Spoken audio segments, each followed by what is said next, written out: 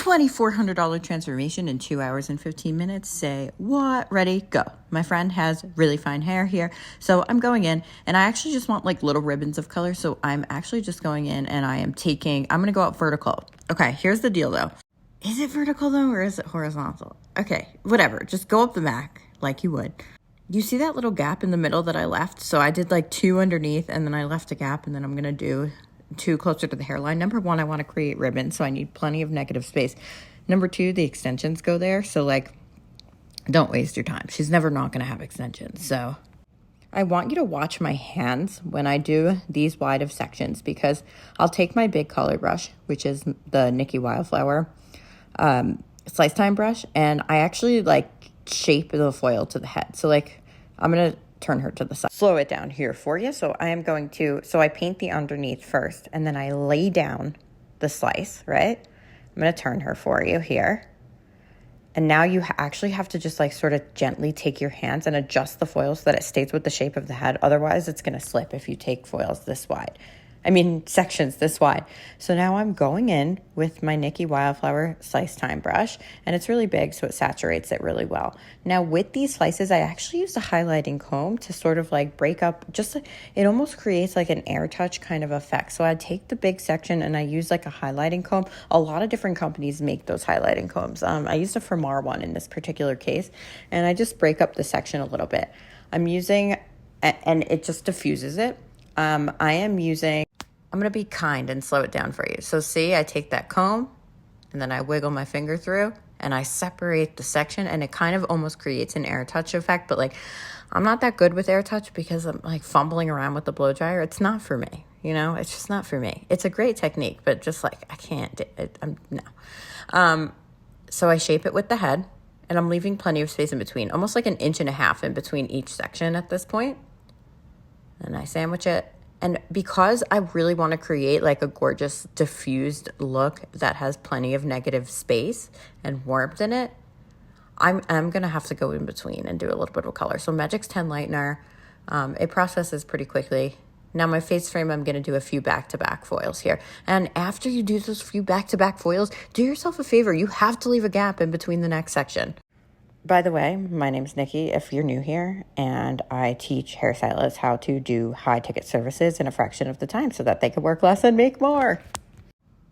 Okay, so again, going away from the face. By the way, if you haven't just like gone away from the face yet, you're missing out.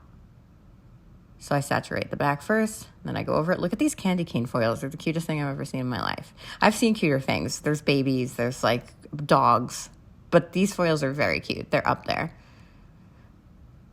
Okay, now I do that.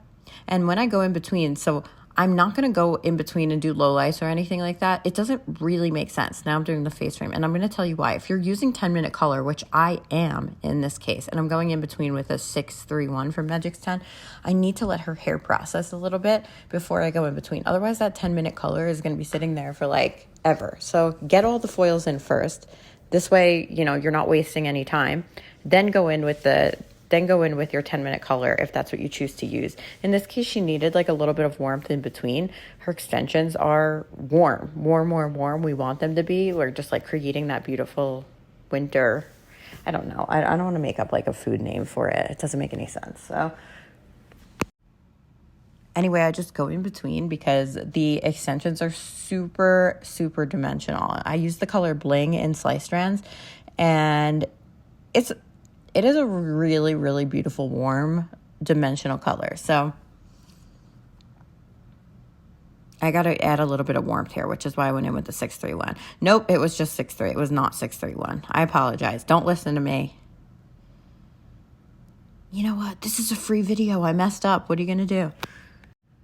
So now I got to add warmth back in. So I went in with an 8S, which is yellow, green in Megix. And I'm actually going in with my 600 right over that color. So I'm doing a root smudge actually over the toner. I know it sounds wild, but it's one of my favorite ways to create like the absolute softest root smudge, just like a tiny little tapperoni. By the way, if you don't give your clients like an eye mask, what are you doing? Just because it's like a fast appointment doesn't mean you can't give them that luxury. Now I'm going in, I have to do the tulip method on her. So I pulled out my loopers on my slice strands. These took me about I was super dainty and I was teaching while I did it. So it did take me about like 12 to 15 minutes per row. Now I go in, I'm doing my tulip method because her hair is fine and I really want it to grow out well. I'm not going to see her for 2 months. So it has to grow out great in 2 months. And I did 2 units right on top of each other, using a J placement, which is a little bit more on the advanced side.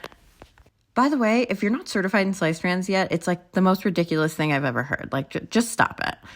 Because you're going to get incredible results in a fraction of the time and like just be able to do these high ticket services so quickly, but also learn how to sell them and market them. Like, don't be ridiculous. Fill out the application. You could also try out my time slicing school for free for 7 days. Just get a little taste of what we do here. I also use 2mm beads, so when somebody has finer hair, you definitely use smaller beads. And the tulip method, this way there's enough hair to fill the beads. If there's not enough hair to fill the beads, you will get slippage on your extensions, no matter what.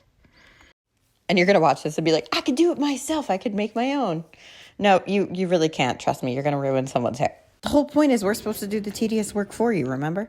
Are we in love? End results.